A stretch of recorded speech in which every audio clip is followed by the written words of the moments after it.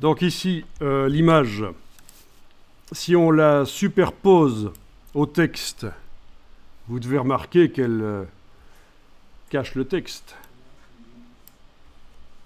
Logique.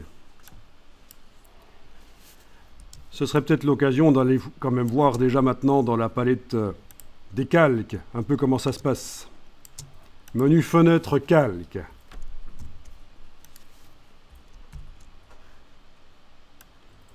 Donc, il n'y a qu'un seul niveau de construction dans ce document, parce que c'est un document très simple. Si vous avez juste quelques blocs de texte et quelques images sur la page, il n'y a pas nécessité de commencer à créer des calques. Ça, c'est pour des documents plus complexes. Vous savez, c'est le but des calques. C'est de simplifier la manipulation quand on a beaucoup d'éléments qui se superposent les uns aux autres. Mais s'ils sont un peu comme dans notre page, les uns à côté des autres, ça ne se justifie pas nécessairement qu'il y ait plusieurs calques. Bon, n'empêche qu'à l'intérieur de ce calque, il y a quand même nos objets. Vous allez pouvoir les voir en cliquant sur le petit triangle ici.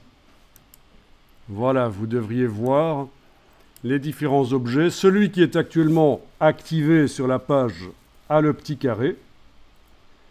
Le petit carré qu'on voit là en face du calque, ça indique que dans le calque, il y a un objet qui est actuellement activé, tout simplement. Mais quel est l'objet? C'est celui-là. C'est clairement l'image. Et donc, on voit qu'elle est superposée au titre. Elle est par-dessus l'empilement, même si visuellement, elle n'est pas là, au même endroit, ça ne se voit pas, mais elle est en réalité à un niveau supérieur. Superposée, et là, ça se voit au texte le faux latin, et elle est superposée aussi au rectangle d'à côté sur le bord de la page. Donc vous allez utiliser, maintenant que vous avez vu ça, c'est une première petite approche de la palette des calques, on n'en a plus besoin, c'était juste pour voir. Maintenant vous allez utiliser la palette habillage de texte, menu fenêtre, habillage de texte, et vous allez enclencher la deuxième icône pour que l'image habille le texte, comme on avait fait tout à l'heure pour le titre. Et vous voyez que si vous bougez l'image, le texte se repositionne.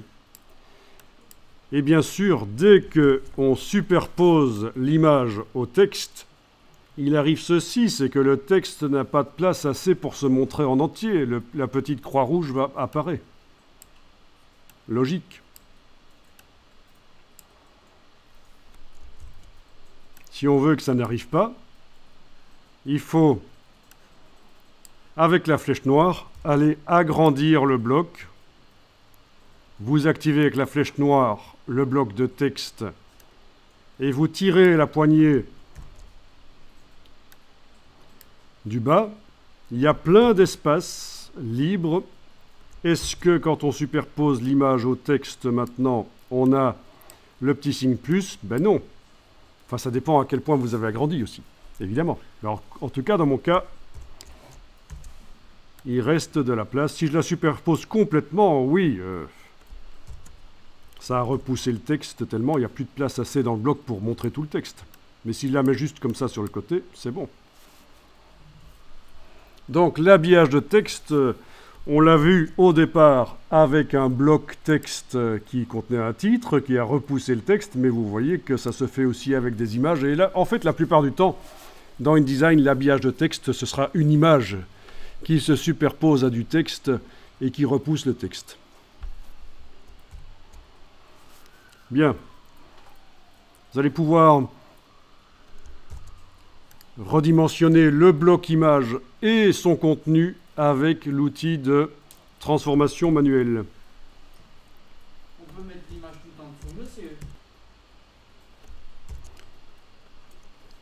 Donc avec la touche Shift, je vous rappelle, redimensionnement à la fois de l'image et de son contenu. On est d'accord? Vous y arrivez avec l'outil de transformation manuelle, c'est quelque chose qui a été fait précédemment, bien sûr.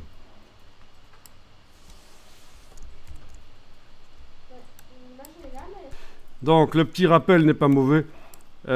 Si vous double-cliquez sur le bloc de l'image, les bords deviennent bruns. Vous n'êtes pas en train de modifier le conteneur, le bloc et son contenu. Vous êtes en train de modifier uniquement le contenu, le bloc va rester en place. Alors tout à l'heure, on avait vu qu'avec la flèche noire, si on est dans cette situation et qu'on bouge, ben, l'image n'est plus visible en entier, le bloc reste en place. Et on a annulé par un CTRL-Z. Mais si vous transformez, c'est le même principe. Vous êtes en train de transformer uniquement l'image à l'intérieur. D'accord? Et il peut arriver ceci, c'est qu'à un certain moment, elle ne soit plus visible. Le conteneur, le bloc est resté en place et l'image, elle est en dehors. Donc c'est ça, c'est pas bon. Il faut annuler. Quand vous modifiez, il faut que le bloc ne soit pas brun. Il faut modifier le conteneur, le bloc et son contenu. Et donc je clique à côté.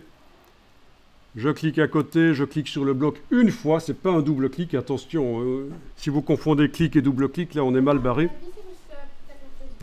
Ah oui, si tu as utilisé la flèche de droite, tu es d'office en train de modifier le contenu. On n'a jamais utilisé la flèche de droite, la blanche. Donc c'est la noire. Voilà. Bien. Alors, évidemment, vous évitez ce genre de situation où l'image est dans la zone du bloc texte. Vous voyez, elle ne déborde pas d'un côté ou l'autre et vous avez le texte qui tente de commencer à gauche et puis qui continue à droite. C'est totalement foireux, ça. Il faut éviter. Il faut éviter. Donc c'est pour ça qu'on peut la redéplacer.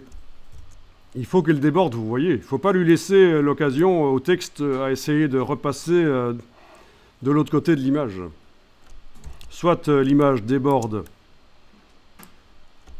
à gauche et le texte se met à droite, soit l'image déborde à droite et le texte se met à gauche.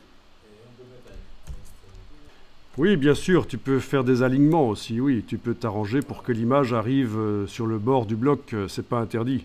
D'ailleurs, il y a un magnétisme, ça colle. On doit sentir que ça colle si on déplace. C'est ce que tu as vu aussi. Ok.